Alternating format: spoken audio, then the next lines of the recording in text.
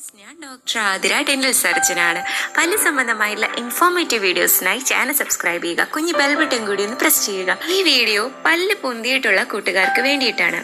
ചെറിയ പൊന്തലോ ഇടത്തരം പൊന്തലോ ഉള്ള ആളുകൾക്ക് ഇത് പല്ലുകളുടെ മാത്രം വ്യത്യാസം കൊണ്ടാവില്ല, ചിലപ്പോൾ എല്ലുകളുടെ നിറവ്യത്യാസം കൂടിയും ഉണ്ടാവാം. വളർച്ചയുടെ പ്രായത്തിൽ തന്നെ ഈ എല്ലുകളുടെ നിറവ്യത്യാസങ്ങൾ അറിയുകയാണെങ്കിൽ ഇത് നമുക്ക് തടയാനാവുന്നതാണ്. എന്നാൽ വളർച്ചയുടെ പ്രായം കഴിഞ്ഞവർക്ക്, അതായത് ഇതുപോലെ ചെറുത് മുതൽ ഇടത്തരം പൊന്തലുള്ളവർക്ക് കാമഫ്ലോജ് എന്ന് പറയും. അതായത് പല്ലുകളുടെ നിര ശരിയാക്കി ഈ എല്ലുകളുടെ വ്യത്യാസങ്ങൾ മറയ്ക്കുന്ന രീതി. ഇങ്ങനെ ചെയ്യുന്നത് മുഖത്തിന് കുറച്ചുകൂടി ഭംഗി നൽകുന്നതാണ്.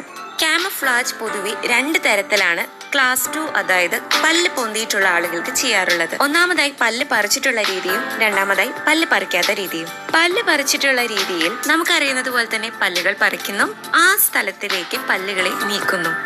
പൊതുവെ മുകളിലത്തെ വരിയിൽ ഫസ്റ്റ് പ്രീമോളാർ ആണ് പറിക്കാറുള്ളത്, അതായത് നമ്മുടെ കൂർത്ത കെനൈന്റെ തൊട്ടുപുറത്തുള്ള പല്ലുകൾ.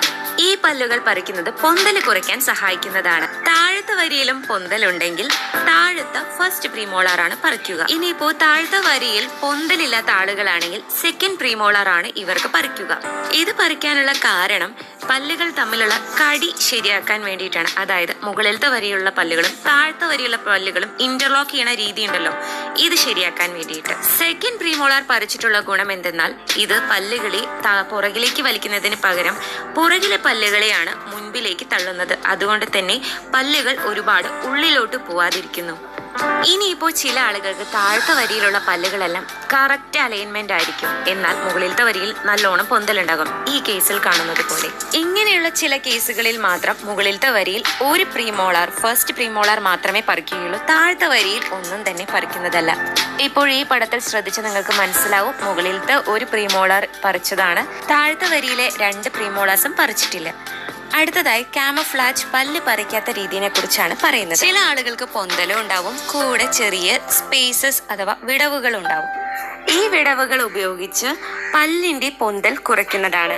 ഇപ്പോൾ ഈ പടത്തിൽ കാണുന്നത് പോലെ താഴത്തെ വരെയുള്ള പല്ലുകളും മുകളിലത്തെ വരെയുള്ള പല്ലുകളും തമ്മിൽ ഒരുപാട് വിടവ് ഉണ്ടല്ലോ. ഈ വിടവിന്റെ ഭാഗത്തിനാണ് ഓവർജെറ്റ് എന്ന് പറയുന്നത്. ഈ കേസിൽ ഇത് കുറച്ച് കൂടുതലാണ്. ഈ കൂടുതലുള്ള ആ ഒരു അകലം കുറയ്ക്കാനായി താഴത്തെ വരിയിലുള്ള മുൻപിലുള്ള പല്ലുകളെ കുറച്ച് പുറത്തേക്ക് തള്ളുന്നതാണ്.